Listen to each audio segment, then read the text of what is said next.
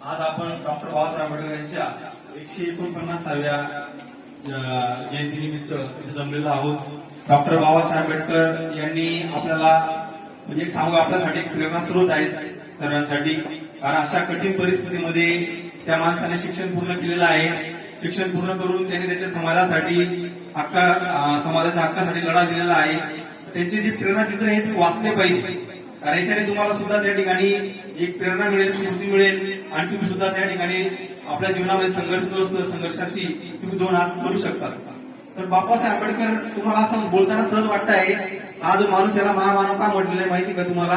की त्या काळामध्ये जातीभेद केला जात होता। त्या जातीभेदमध्ये उच्च वर्णीय शिकत होते, कनिष्ठ वर्णीय शिकू दिलं जात नव्हतं। अशा वेळेस हा व्यक्ती जो आहे तो लाईट नव्हते तर लाईटच्या खाली त्या ठिकाणी अभ्यास करत होता आणि आपला अभ्यास फक्त त्या ठिकाणी न ठेवता त्याने लंडन इंग्लंड पर्यंत आपल्या पदव्या घेतलेल्या आहेत आणि अशा कठीण परिस्थितीमध्ये अभ्यास केलेला आहे।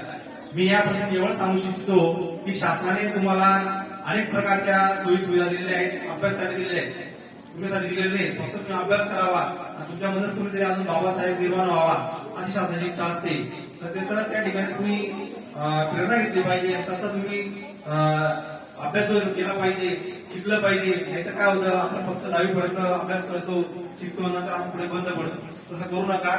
तर महात्मा फुले असतील, बाबासाहेब आंबेडकर असतील, छत्रपती शिवाजी महाराज असतील, यांचे चरित्र तुम्ही आतापासून वाचा, यांच्याकडे प्रेरणा घ्या।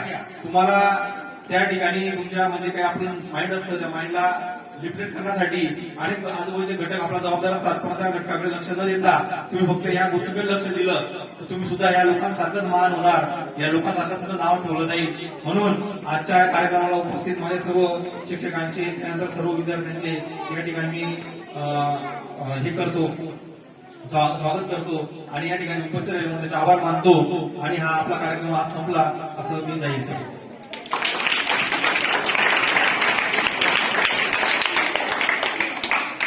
धन्यवाद सर।